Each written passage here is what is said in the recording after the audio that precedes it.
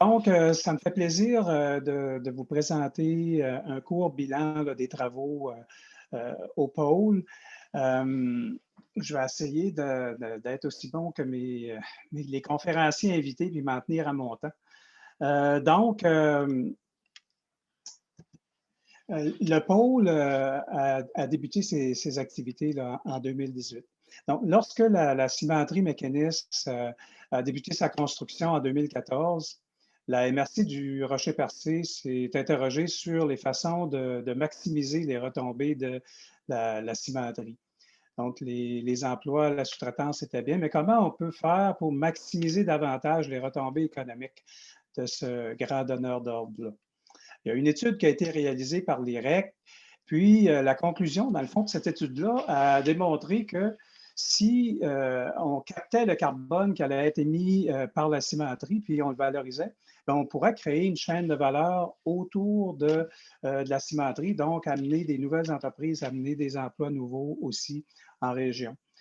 Cette conclusion-là, dans le fond, a été validée par une prospection industrielle à l'époque, puis l'organisation d'un colloque aussi à Percé en mai 2018.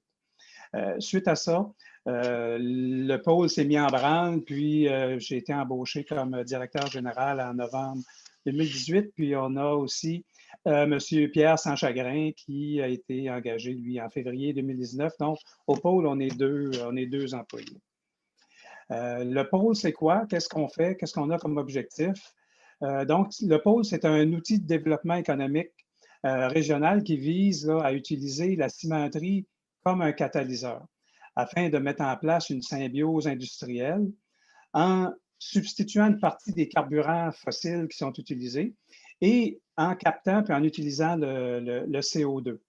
Le pôle vise à ce que la mise en place de cette symbiose industrielle-là diminue l'empreinte environnementale, bien sûr, de l'usine, qu'elle fasse rayonner les technologies propres en région, puis qu'elle génère des retombées bénéfiques pour d'autres secteurs économiques en Gaspésie, comme les pêches, la foresterie. Ce qui est à retenir, dans le fond, de cette présentation-là, le pôle, il y a deux grands axes de travail. On a la capture et l'utilisation du CO2, puis on a la biomasse forestière. Au niveau du carbone, dans le fond, l'idée de base, c'est de capter à la cheminée du CO2 pour le valoriser, c'est-à-dire le transformer en d'autres produits, puis ainsi ben, réduire les GES de la cimenterie, puis amener une valeur ajoutée en région. Cette mise en place-là d'activités, dans le fond, se fera à l'intérieur d'une symbiose industrielle qu'on a appelée le parc bio-industriel CO2.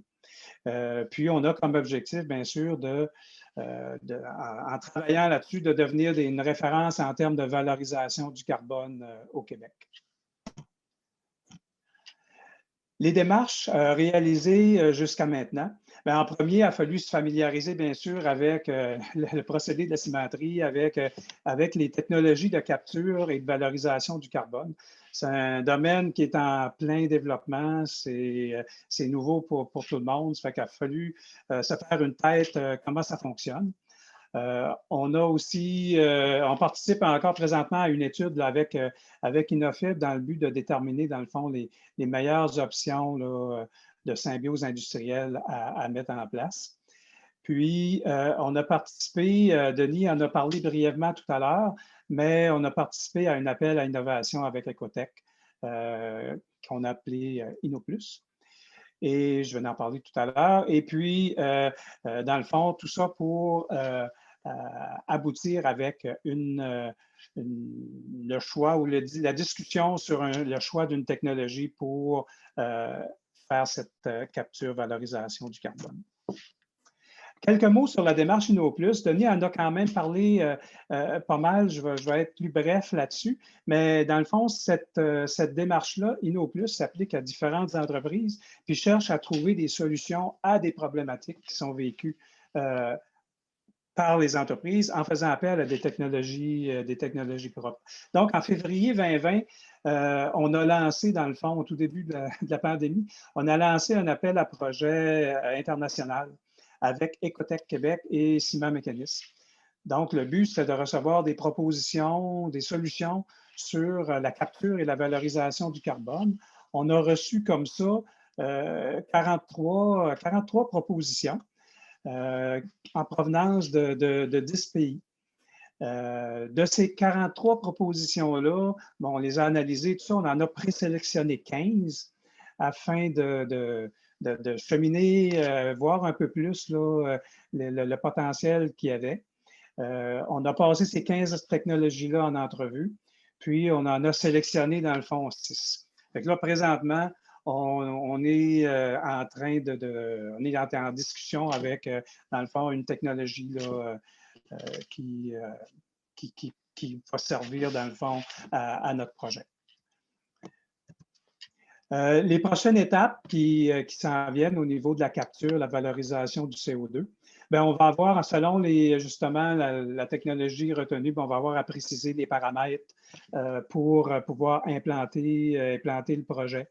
Une étude de préfaisabilité aussi va être à tenir pour valider, dans le fond, l'implantation. C'est bien possible d'implanter la technologie là, au niveau de l'usine, les caractéristiques du site qu'on a, etc.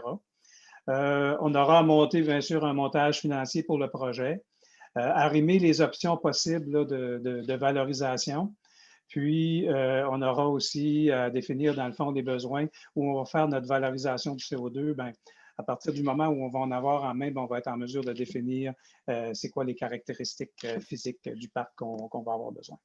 Fait que ça, c'était le volet du carbone.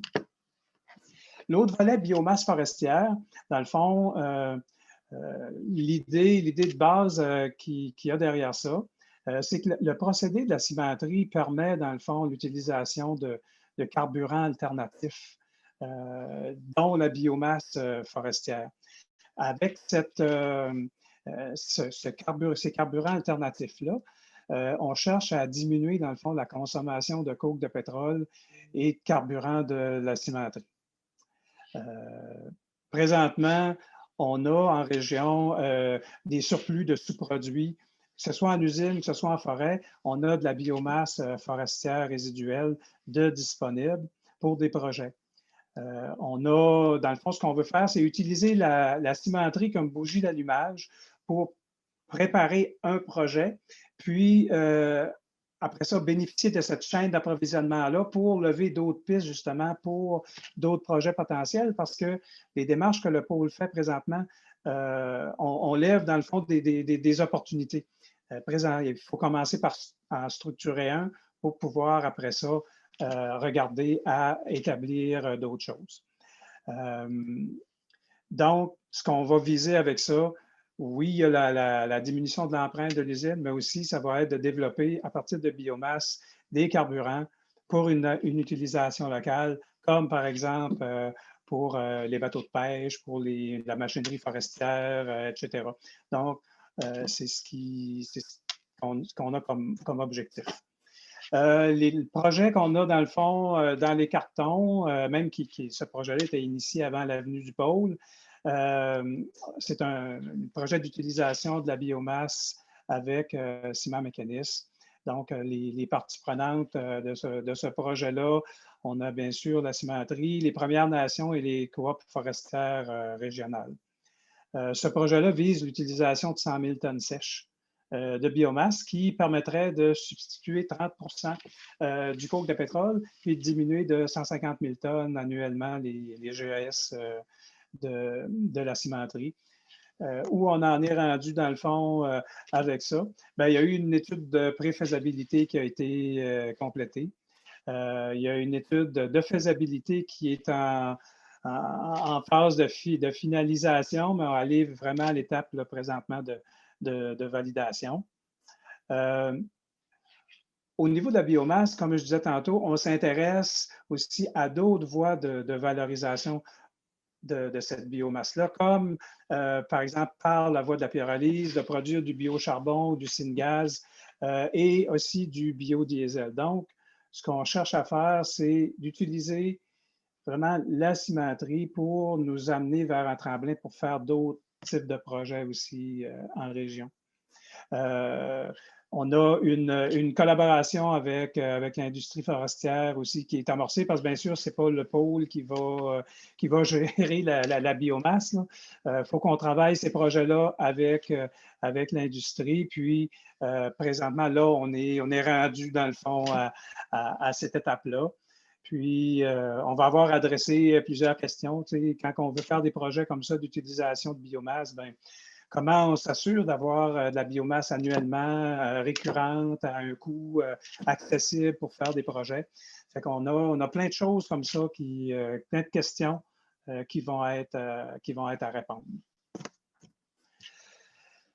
Donc, ça, c'était le volet biomasse. En conclusion, donc, le pôle a été mis en place afin de supporter la cimenterie dans la réduction de son empreinte carbone par l'utilisation des technologies propres. Jusqu'à maintenant, les résultats sont encourageants au niveau du carbone. On a vu 43 propositions de 10 pays, ça suscite de l'intérêt, c'est super intéressant. Donc, c'est vraiment d'utiliser les mécanismes pour pouvoir amener une symbiose industrielle autour de l'usine, puis diminuer son empreinte environnementale. Les travaux de réseautage du pôle sur la valorisation de la biomasse vont contribuer à aider, dans le fond, l'industrie. Nous autres, c'est notre souhait, c'est de contribuer à aider l'industrie forestière à trouver des débouchés, dans le fond, aux problèmes de surplus de la biomasse forestière.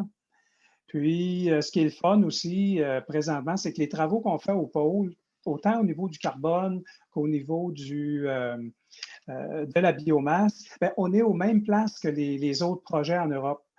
Donc, on travaille avec les mêmes technologies, on adresse les mêmes questions, on est vraiment comme toute à la même ligne de départ. Les changements climatiques, dans le fond, ils sont mondiaux, ils sont partout. Puis, les solutions, dans le fond, les gens travaillent à trouver des solutions. Puis, on fait partie, dans le fond, de ces gens-là. Puis, je trouve ça super intéressant et motivant de pouvoir faire ça à partir de chez nous, à partir de la Gaspésie. Voilà. Merci de votre attention. Merci de votre participation à cet événement du pôle.